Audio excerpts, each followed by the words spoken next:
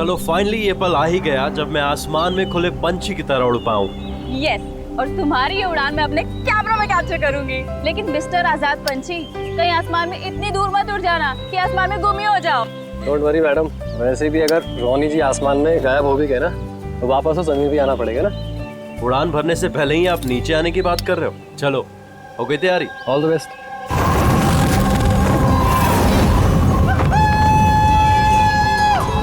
Yes, this is so much fun! Oh my God! Woohoo! Yes, come on, keep going, keep going. Alia, I love you! Ronnie, I love you too. वाह, लगता है काफी experience है इन उड़ान का। Of course, America में उसने काफी एडवेंचर स्पोर्ट्स ट्राई किए हैं, पंजी jumping, paragliding and what not. बस इंडिया में कभी कुछ ट्राई नहीं किया था, और अब जब इंडिया में आए ही हैं हॉलिडे के लिए तो क्यों ना कुछ ट्राई करें।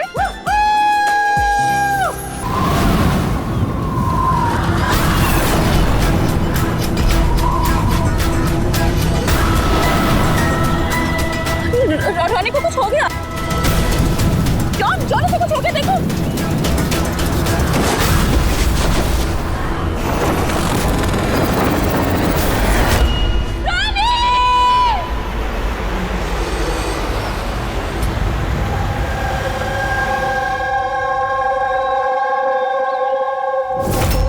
मैं और रोनी तो यहाँ हॉलिडे मनाने आए थे। मुझे क्या पता था कि ये रोनी का आखिरी दिन साबित होगा।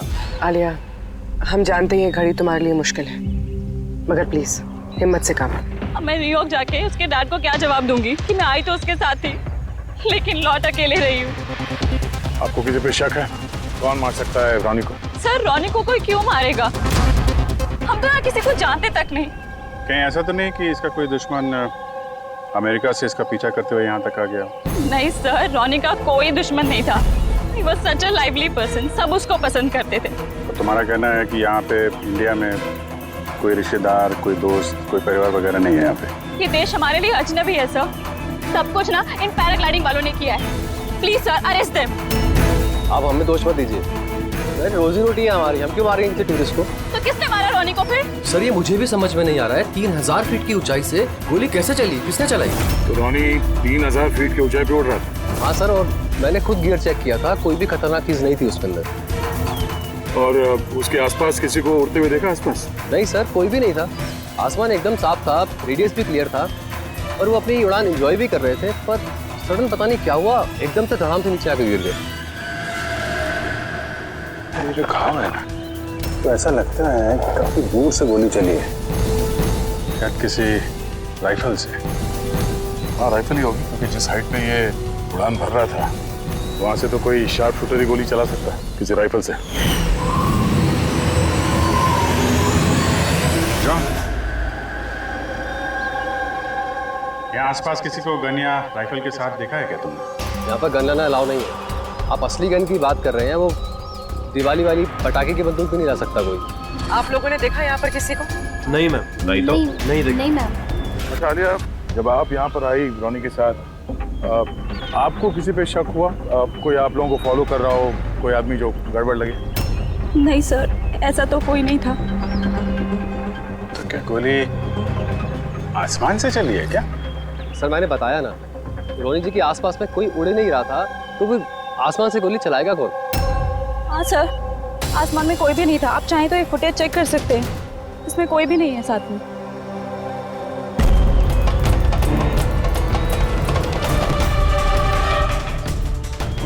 फुटेज में तो रोनी के आसपास दूर दूर तक कोई दिख नहीं रहा। सर जमीन से नीचे से ऊपर किसी ने गोली नहीं चलाई। ये कह रहे हैं कि जब वो ऊपर उड़ रहा था तो कोई उसके आसपास नहीं था, तो ऊपर से भी गोली नहीं चला सकता। ये बताइए, ये गोली चली तो चली कहाँ से और किसने चलाई?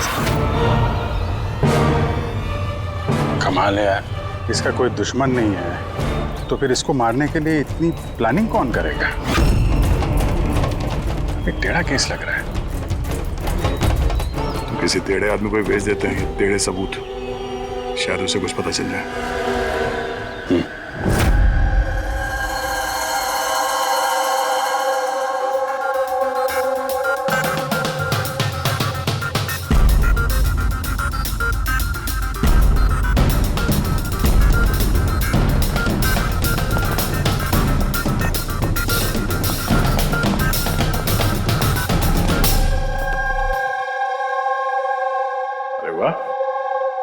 आज आप दोनों जिस कदर काम में डूबे हुए हो, ऐसा लगता है कि बहुत सारे सुराग देके भेजने वाले हो हमें यहाँ से।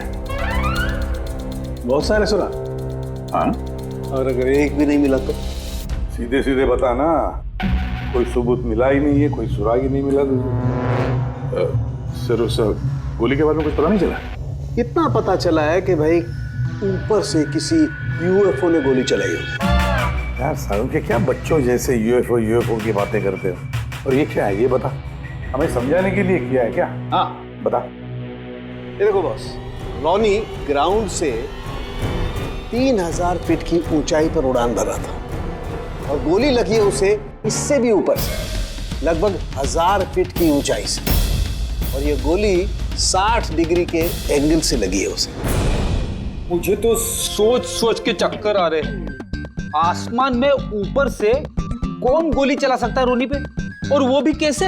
अभी ठहर जा, और चक्कर आएगा। बॉस, ये गोली लगभग 3 किलोमीटर की दूरी से चली है ना, बड़ी अजीब बात है। गोली 3 किलोमीटर की दूरी से चलती है, 60 डिग्री में आती है, रॉनी के गले में घुस जाती है टेढ़ी। मतलब राइफल भी इस्तेमाल की है, बड़ी पावरफुल। बिल्कुल बॉस, राइफल भी पावरफुल है और गोली चलाने वाला भी पक्का निशानेबाज। इतनी ऊंचाई पर हवा बहुत तेजी से बहती है और टेम्परेचर भी ऊपर नीचे होता रहता है, फिर भी उसका निशाना चूका नहीं, एकदम अचूक पॉइंट पे लगा। तो गोली चलाने वाला भी मंजा हुआ खिलाड़ी है सर, एक शार्प शूटर। बिल्कुल, और ऐसे शार्प शूटर आसानी से तो मिलते नहीं जो ऐसा कारनामा कर जाए। लेकिन सर हमने सारे वीडियोस देख डाले। जब रॉनी आसमान में था तो उसके आसपास ना तो कोई चॉपर था ना पैराशूट, आसमान एकदम साफ था सर। वही तो समझ में नहीं आ रहा है कि ये किलर, ये गोली चलाने वाला था कहां पर, जबकि सारा आसमान साफ था, जब बादलों में छुप कर बैठा था।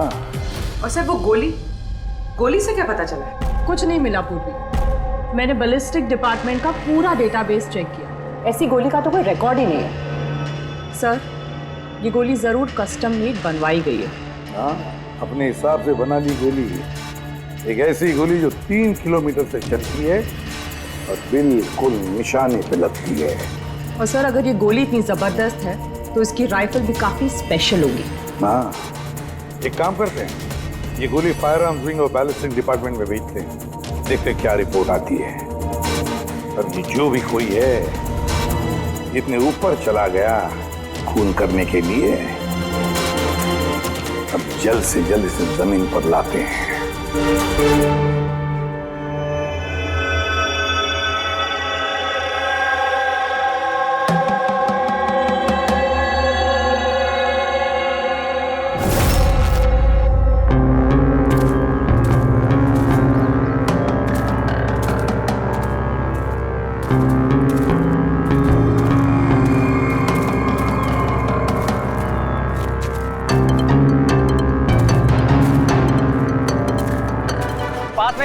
You can do it.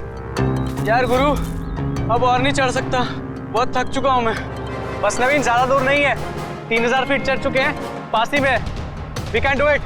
Come on.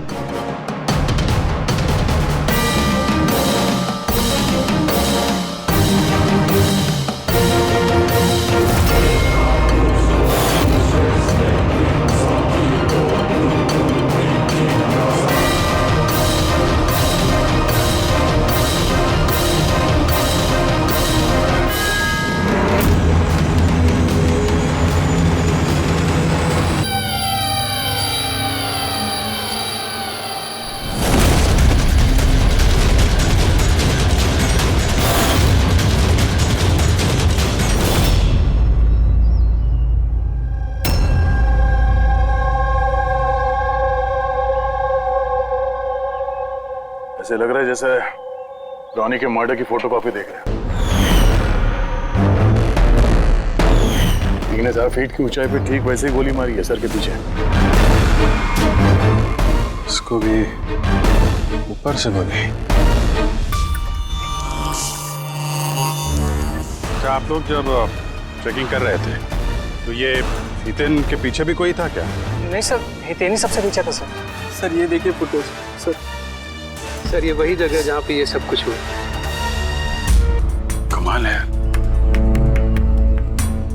पीछे तो सिर्फ खुला आसमान है, ऐसी कोई जगह दिख ही नहीं रही जहां से गोली चलाई जा सके।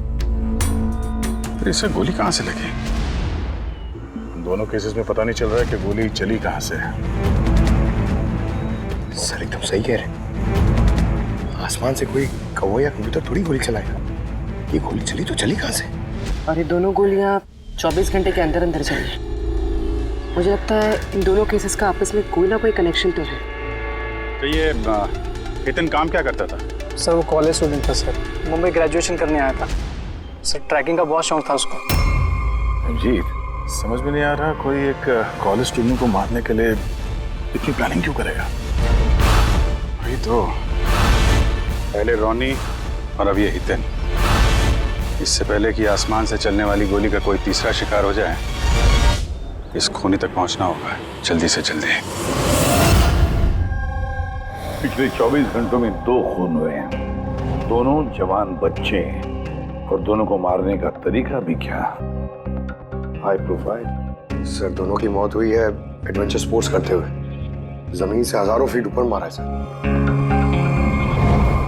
मगर सर सोचने वाली बात है कि खूनी ने ये एडवेंचर स्पोर्ट वाला समय ही क्यों चुना इनको मारने के लिए? वो तो उन्हें कभी भी मार सकता था। इतनी लंबी प्लानिंग 2 बच्चों को मारने के लिए। सिर्फ प्लानिंग ही लंबी नहीं दया, गन भी लंबी। ये ऐसी। ये कौन सी राइफल है सर? ये है TX-65, रशियन गन है बॉस, लॉन्ग रेंज। ऐसी ही गन से मारा गया होगा। सालुंके साहब, क्या इस गन से 3 किलोमीटर दूर निशाना लगाया जा सकता है? हाँ फ्रेडी, शूटिंग रेंज में ट्राई करके देख लिया है, इसकी रेंज 3 किलोमीटर से ऊपर ही है। ऐसी गन तो आर्मी वालों के पास या फिर आतंकवादियों के पास ही मिलेगी। बिल्कुल बॉस, और इसीलिए मुझे लगता है कि ये सिर्फ मर्डर का मामला नहीं है, कोई बहुत बड़ा गुनाह होने वाला है, लार्ज स्केल पर। दया सर, काम करो, दिल्ली में जाओ इंडियन इंटेलिजेंस विंग में, और पता लगाओ कि ये ऐसी गन किसके हाथ लगी थी और कैसे।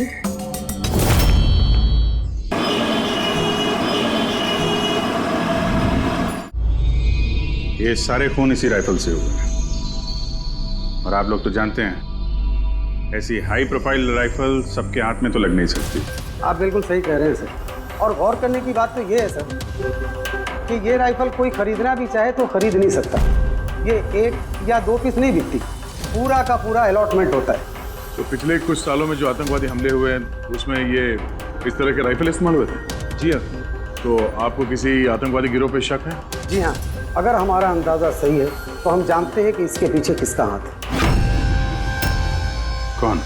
इलवारे जिले में कुछ समय पहले हमारी आर्मी ने बहुत सारे हथियार जब्त किए थे। उन हथियारों में ये वाली राइफल भी। हाँ प्रताप सर, सारे आतंकवादी मारे गए, उनमें से एक आतंकवादी बचकर निकल गया और हमने उनके सारे हथियार जब्त कर लिए। Well done Pratap sir. और जो आतंकवादी भागकर गया है उसके बारे में सारे पोस्ट को अलर्ट कर दो। तो ये काम उस आतंकवादी का हो सकता है जो बचकर निकल गया था वहां से? जी हाँ, और हमारी इंफॉर्मेशन के मुताबिक ये आतंकवादी गिरोह जल्दी ही कुछ बड़ा करने वाला है। शायद ये उसी की शुरुआत हो।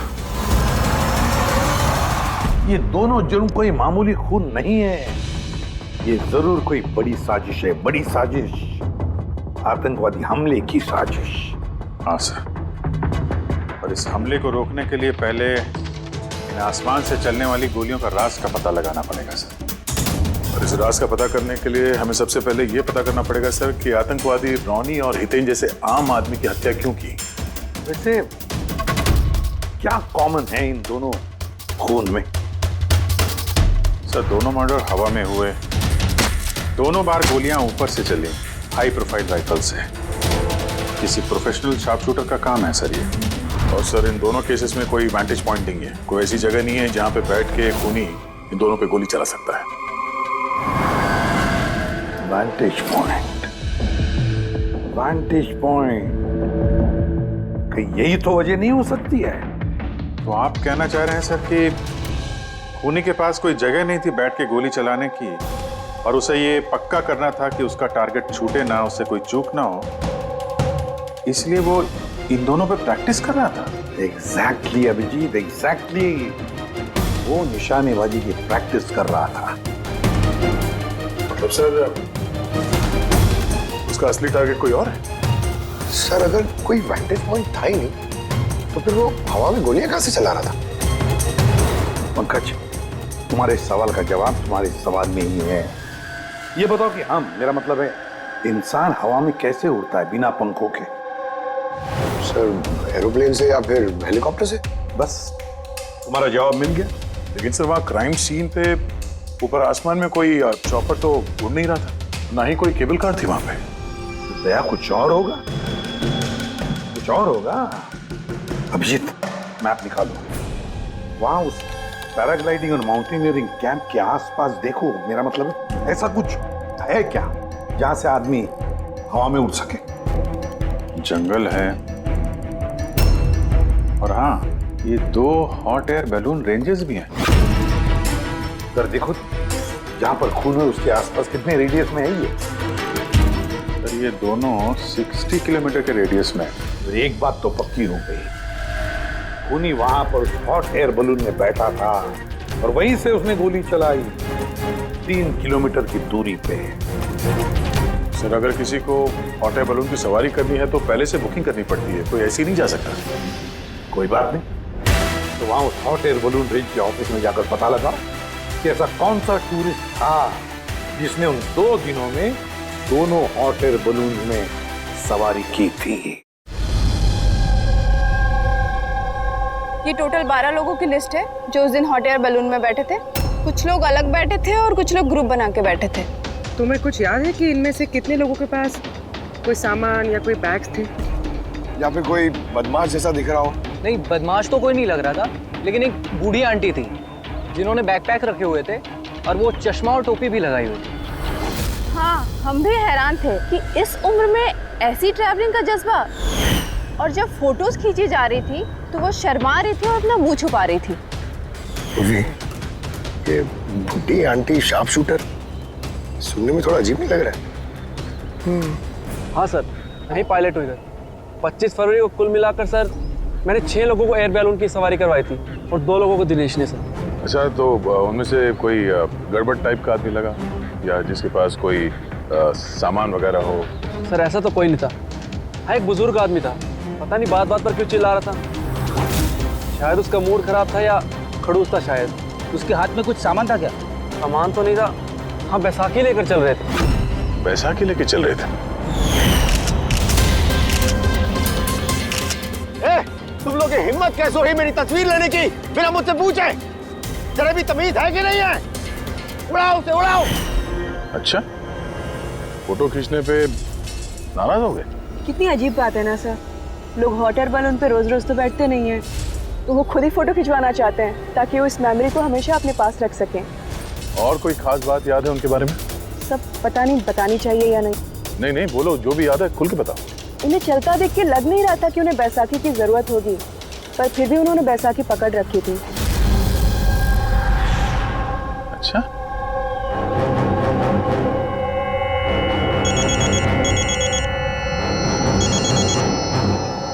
हाँ सर। हाँ पूर्वी, कुछ मालूम पड़ा?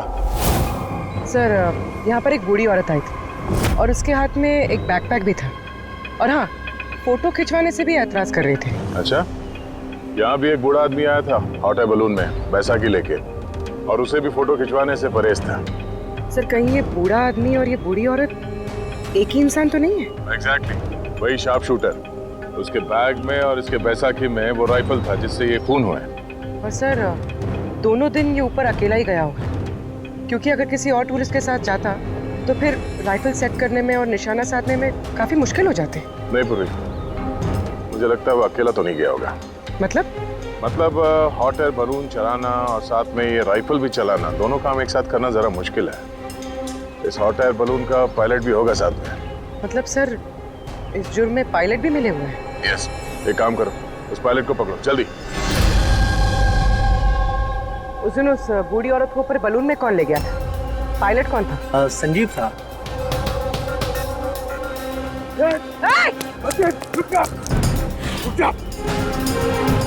ना तुम मुझे मार पाओगे वरना ही उसे।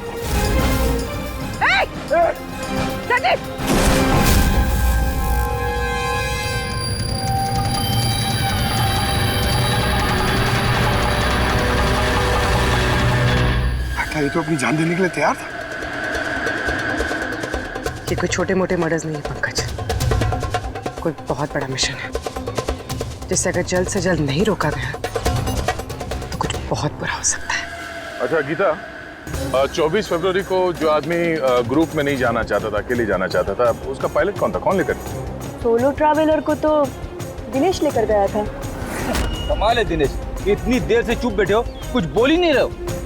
तुम लोग मुझे पकड़ नहीं पाओगे।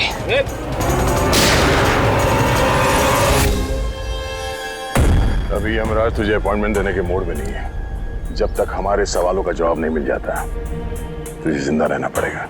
चल। मार लो, जितना मार सकते हो मार लो, मुझे कोई फर्क नहीं पड़ता। वैसे भी तुम्हारे इन कानून के कमजोर थप्पड़ों में इतनी ताकत नहीं है कि मेरे जुर्म की मजबूत हड्डियों को गला सके। मुझे तुम्हारे साथ जोर जबरदस्ती करना होता तो उसके लिए तो 2 मिनट का काम है हमारे लिए, पर बाद में ख्याल आता है तुम्हारे परिवार का, तुम्हारी बहन। अगले महीने उसकी शादी है ना, कैसा लगेगा उसे कि उसकी शादी हो रही है और शादी के वक्त उसका भाई इस दुनिया में नहीं है? हाँ?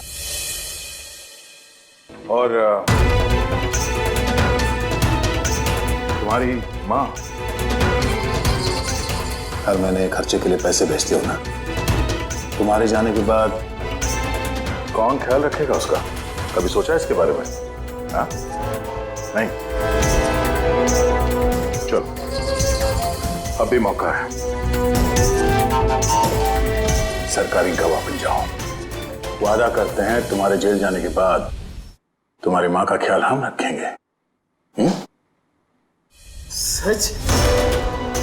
मतलब पूरा ख्याल रखोगे? पूरा ख्याल? हाँ, तुम्हारी माँ का पूरा ख्याल रखेंगे। तुम बस ये बताओ कि किसके लिए काम करते हो? तुम्हारा बॉस कौन है? बता दो, पक्का बता दो? हाँ बताओ। मैं जिसके लिए काम करता हूं ना, मेरा बॉस है सर, उसका नाम है एसीपी प्रद्युम्न।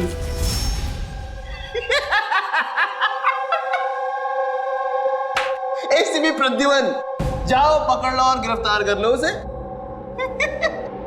कहा था ना, मैं कुछ नहीं बताने वाला, जो कर सकते हो कर लो। सीआईडी वाले, सीआईडी।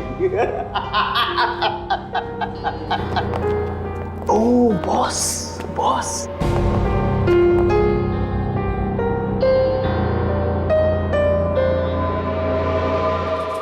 कोई बात नहीं, कुछ मत बताना। अब हम ना तुमसे कुछ पूछेंगे, कुछ बताने के लिए तुम पर जोर जबरदस्ती करेंगे, कुछ नहीं, सिर्फ एक करेंगे, हम तुम्हें सोने नहीं देंगे। सोने नहीं देंगे? वैसे भी मैं अगर जागता रहा तो मैं कुछ बताने नहीं वाला हूं आप लोगों को। कोई जरूरत नहीं, कुछ मत बताओ, पर सोने नहीं देंगे तुम्हें। ओके? यार दया, मैंने तो सुना है कि आदमी खाने पीने के बगैर तो काफी दिनों तक सरवाइव कर सकता है, लेकिन सोए भी ना। कितना तड़पेगा ये बेचारा, बड़ी बुरी मौत मरेगा, मुझसे तो देखा नहीं जाएगा।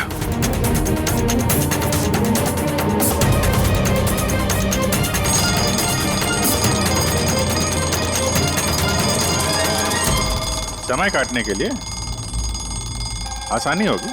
हाँ? अपने जिंदगी के आखिरी पल अपनी आंखों के आगे गुजरते हुए देखो, ठीक है? Thank you. सोने मत देना इसको।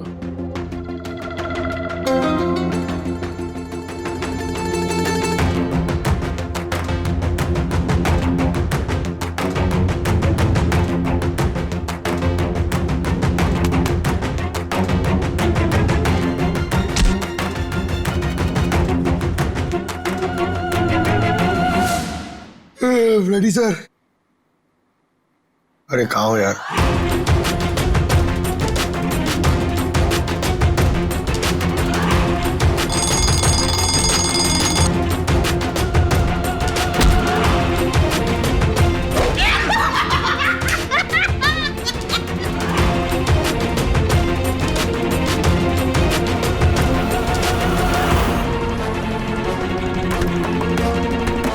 जब तक मुंह नहीं खोलेगा सोने का नहीं, समझे?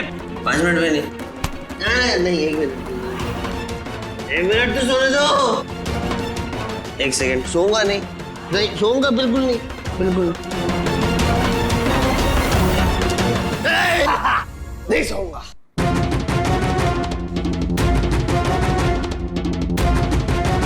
बस अब टूटने वाला ही है।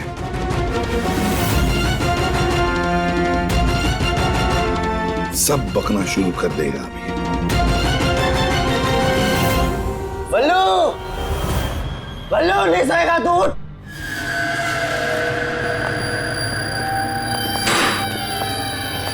क्या सोना चाहता है? तो सोने देंगे ना भाई, क्या प्रॉब्लम है? चलो हम सोने देंगे तुम्हें। खाली ये बताओ कि तुम्हारे गिरोह का प्लान क्या है? हाँ बता दो। मेरा नाम दिनेश नहीं है, मेरा नाम हाँ मेरा नाम बल्लू है, दिनेश नहीं है मेरा नाम। और मुझे स्पेशली इसी मिशन के लिए तैयार किया गया था। और जो 2 मर्डर हुए थे ना, वो प्रैक्टिस थी। हमारा असली मिशन है उसको मारना। और स्टीव, क्या नाम है उसका? वो स्टीव मल्डर। स्टीव मल्डर, वो इंटरनेशनल पीस मीडिएटर, शांति दूत जो हमारे देश आया है, दुश्मन देशों के बीचों शांति का करार करवाता है, आतंकवाद बंद करने के लिए। इसी भी हम नहीं चाहते कि आतंकवाद कभी रुके।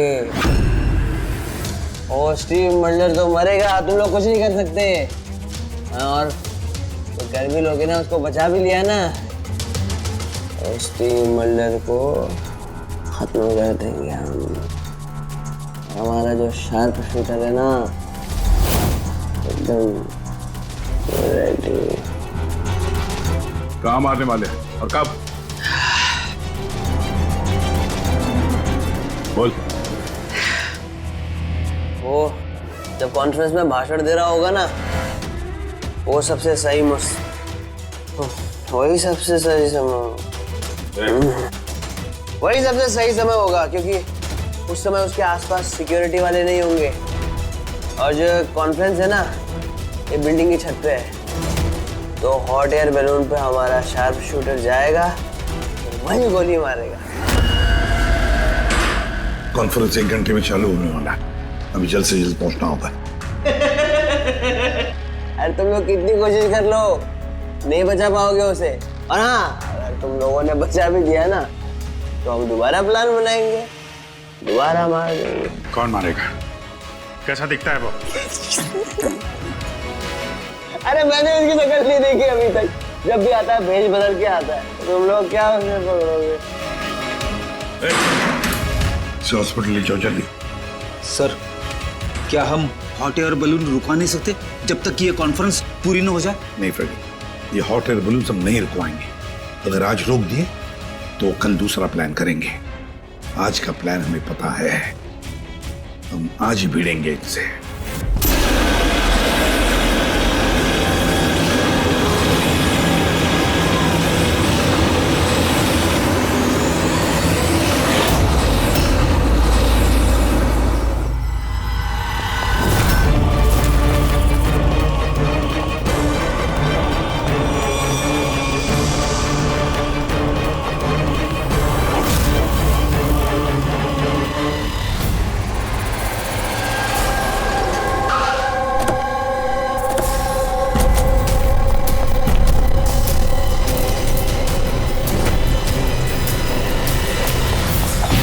सीआईडी मिस्टर स्टीव मर्डर कहाँ है? ऊपर कॉन्फ्रेंस में।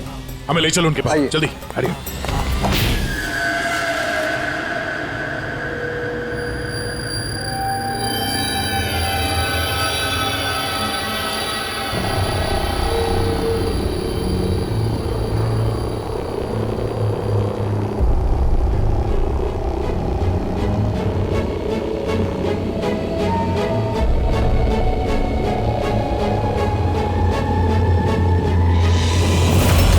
सर यहाँ पे 4 बलून है, 2 हवा में है और 2 रेडी हो रहे हैं उड़ने के लिए। मेरे सामने जो बलून है सर,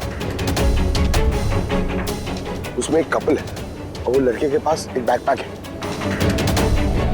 नजर रखो उन पे, कौन कौन आ रहा है, कौन कौन जा रहा है, सब पे ध्यान रखना। ओके?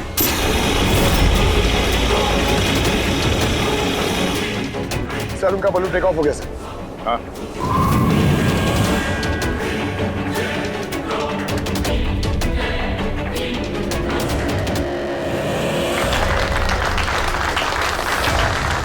इस दुनिया में टेररिज्म क्यों है, ये क्वेश्चन बहुत जरूरी है। और ये टेररिज्म तभी स्टॉप हो सकते हैं जब सभी देश भाई भाई की तरह साथ रहें। टेररिज्म को जड़ से उखाड़ फेंकना होगा हम सबको।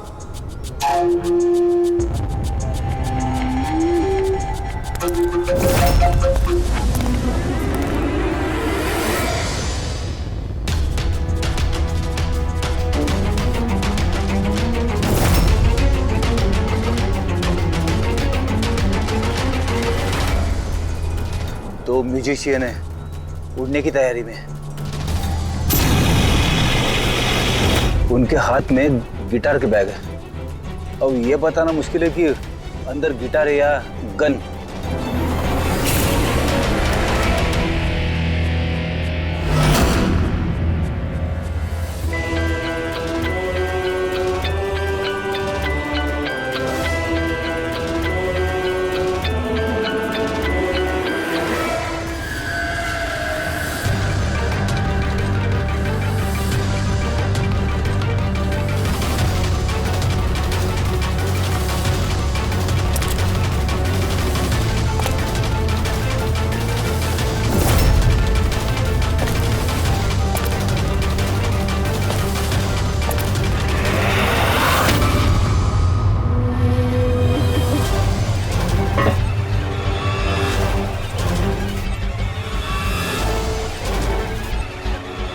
सर और एक आदमी आया है, उसके पास एक बैकपैक और एक क्रच है। वेट करते हैं।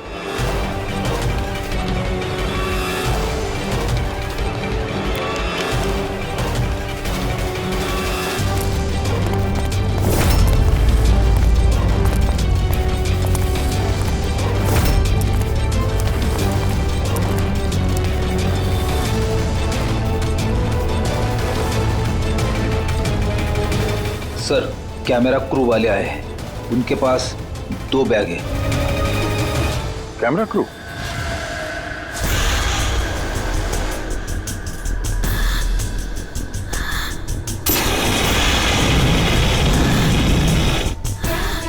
उन्हें नजरों से ओझल होने मत देना, नजर रखो उन पे।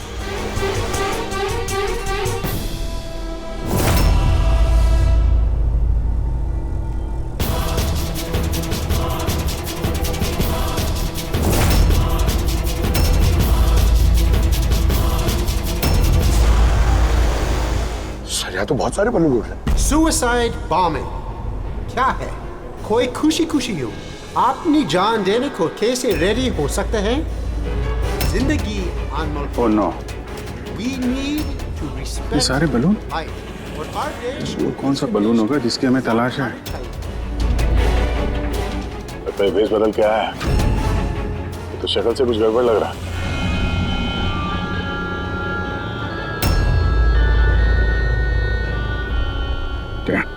वो गिटार वाले पे नजर रखो। अपनी गलतियों से सीखना चाहिए हमें, ताकि World War I और World War II जैसे ये तो गिटार है। हमसे चल क्या रहा है ये? ऊपर जाके ये लोग म्यूजिक बजाने वाले हैं क्या? बाकी तो सारे बलून्स निकल गए, एक रह गया। मतलब सर इस बलून में हमारा sharp shooter? Wait and watch. मतलब सर इस बलून ने हमारा शार्प शूटर ये अपनी जगह से हिल रहा है। Camera crew. सर ये कहाँ गायब हो गया?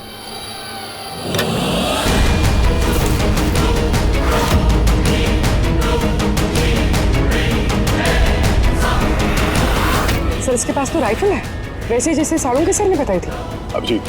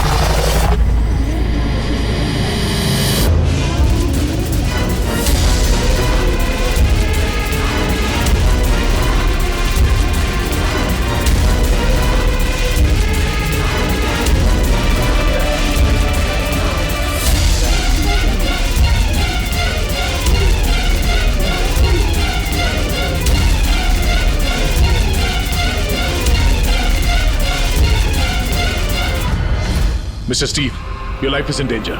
आपकी जान को खतरा है। आप क्या करें? We have a plan. Thank you CID. अगर आप लोग आज सभी वक्त पे नहीं आते, मैं जिंदा नहीं होता। क्योंकि मिस्टर स्टीव, खतरा अभी गया नहीं है। अभी खूनी पकड़ा नहीं गया है, इसलिए बी सेफ है। Be careful. Okay. Ready Pankaj, उस बलून पे नजर रखना, आंखों से ओझल होने मत देना। हाँ सर, हम लोग बलून को ट्रैक कर रहे हैं।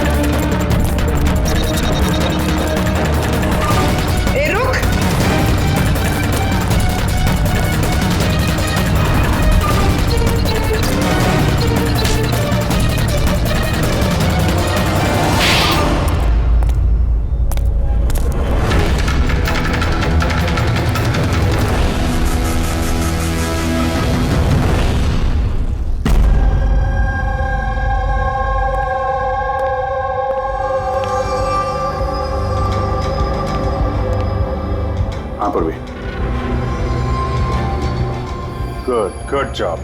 Congrats. पकड़ गया killer, Mr. Abhijit? Yes, Mr. Stevie got him. Yes. Well done. Well done.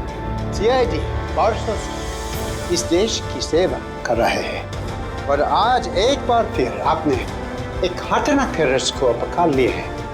अभी वो पकड़ा क्या है? बहुत जल्द हम उसके पूरे ग्रुप को पकड़ लेंगे।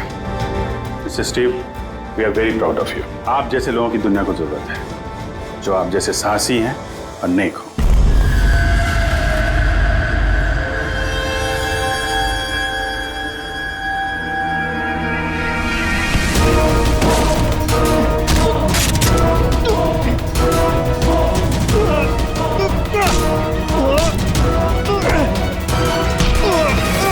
Yeah. भेस बदलकर उन्हीं और हितेन का खून किया था। तो मिस्टर शार्प शूटर, अब जेल की उड़ान भरना हाथी पे छूट दे, हमें समझा? तुम्हें क्या लगता है तुमने मुझे पकड़ लिया तो स्टीव जिंदा बच जाएगा? कभी नहीं। हमारी तादाद इतनी ज्यादा है कि तुम्हारा कानून हमें ढूंढते ढूंढते थक जाएगा, लेकिन हम खत्म नहीं होंगे। खत्म होगा तो तुम्हारे ये देश। एक खटमल हमारे देश पे बुरी नजर डालने वाले आए और चले गए। जानता है हमारे देश को आजाद हुए कितने साल हो गए? 70 साल। और पिछले 70 सालों में हमारे देश के वीरों ने न जाने कितने आतंकवादियों का खात्मा किया है। आज तेरी बारी है, कल तेरे साथियों की बारी होगी। हमारा देश रहेगा और खुशहाल रहेगा। और अगर इस देश से किसी चीज का खात्मा होगा, वो है आतंकवाद। समझा?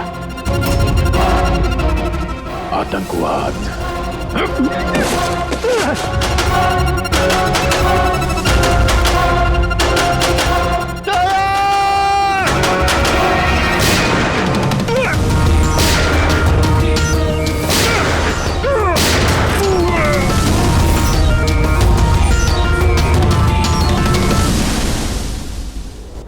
आतंकवादी, पीठ पे ही गोली मारोगे?